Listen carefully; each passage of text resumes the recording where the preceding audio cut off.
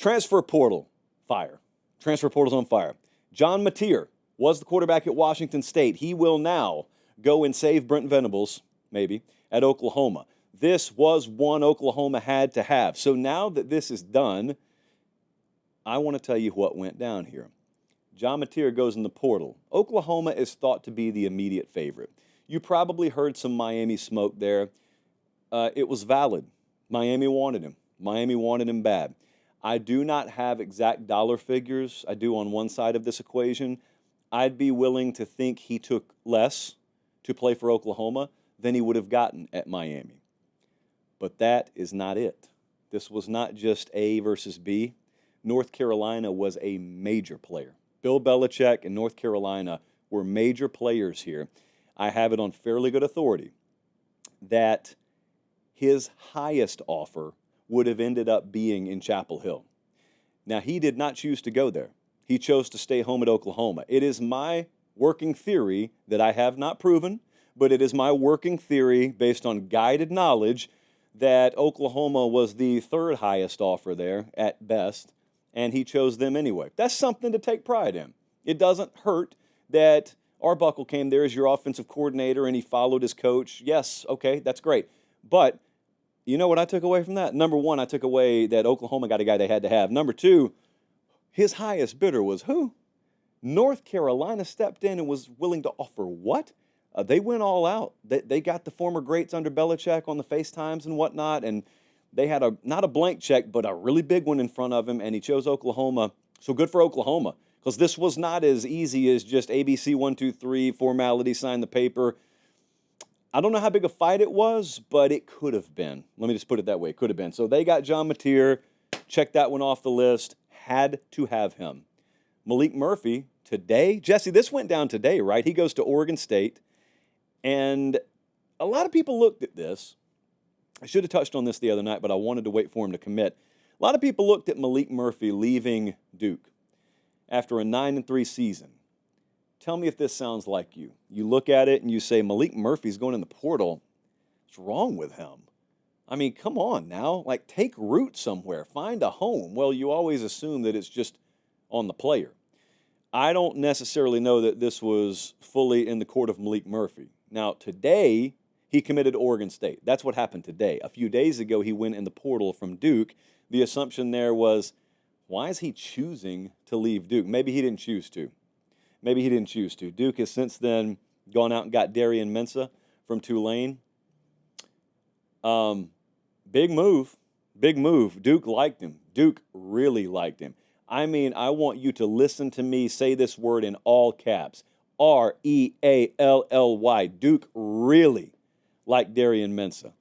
And maybe they know what they're doing there. But this whole thing with Malik Murphy, I don't think it was as cut and dry as, all right, I had a good year at Duke. I'm going to hit the dusty trail here. I'm moving on. He did move on. I hope you pick up what I'm putting down here, but I don't necessarily think it was as simple as it was made out to be. Kaden Salter is headed to Colorado. Now, this is interesting. Kaden Salter was at Liberty, the university. 2 years ago, he plays out of his mind. This past year, not good. Theory was he was injured, never really got it confirmed. So he goes in the portal, and he has committed to Colorado.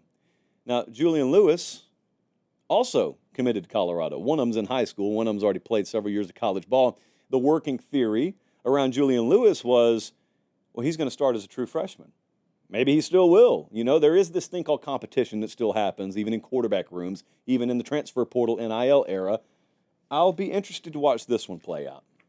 So Kaden Salter does end up landing at Colorado. The wide receiver market is still pretty crazy.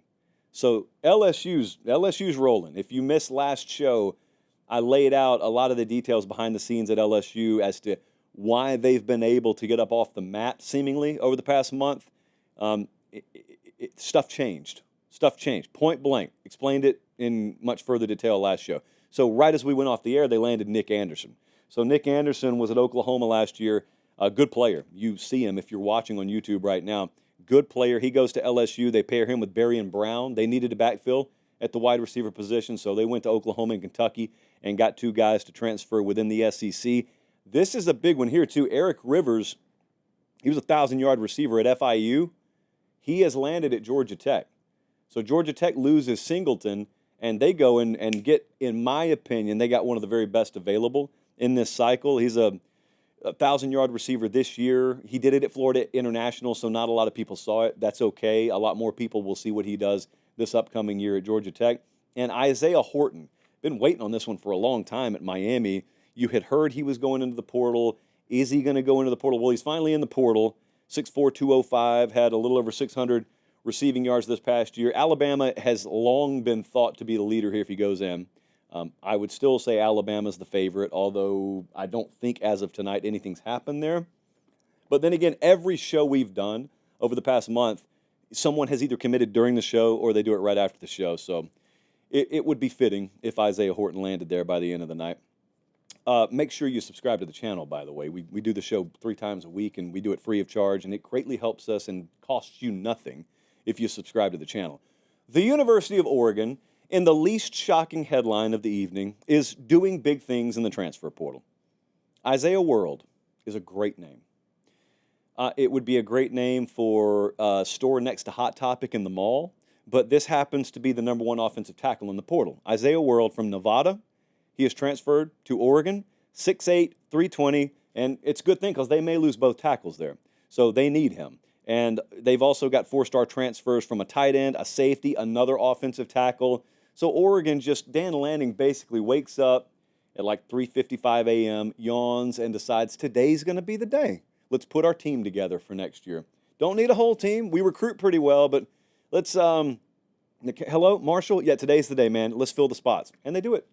And they do it. That's life at Oregon right now. Oh, by the way, we've got a first-round bye, and we get to kick our feet up and watch 2 teams play in sub-freezing weather for the right to face us next week in Pasadena. Life is pretty good out there.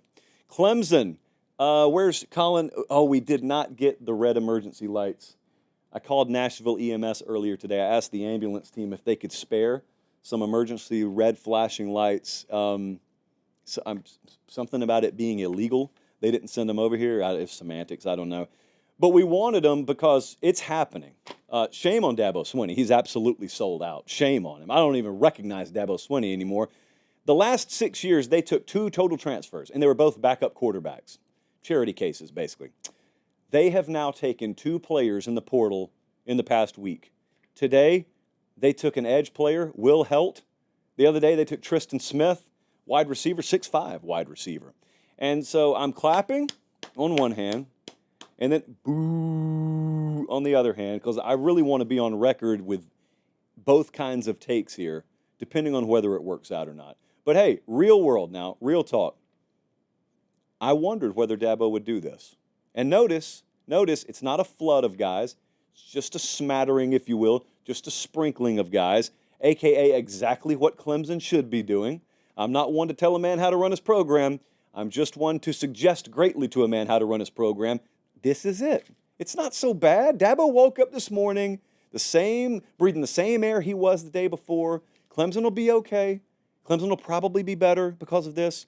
They're going to lose to Texas, I think.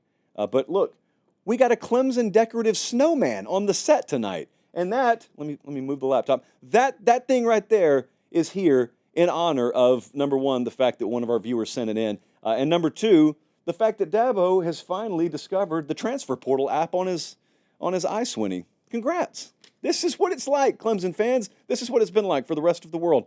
Texas Tech's going off. There was a rumor circulating today that I was transferring to Texas Tech. I didn't appreciate it because I didn't want it out there yet.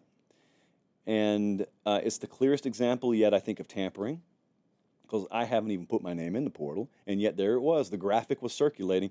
If you guys knew who texted me that graphic today, it would amaze you. 16 commits in the portal for Texas Tech. They got the number 1 class right now, Quentin Joyner. They landed him today, over 7 yards per carry at tailback for USC this past year. So, the transfer portal is ablaze. I, yet again, had conversations today and yesterday about the dollar figures that are flying around. It would boggle the mind. I'm all for people getting their money. I'm just saying, at Pate State, if I were to give you my perceived market value for some of these guys, times it by 3, in some cases 4, and that's what they're getting. Hats off to you if you can pull it off. It's good work if you can get it.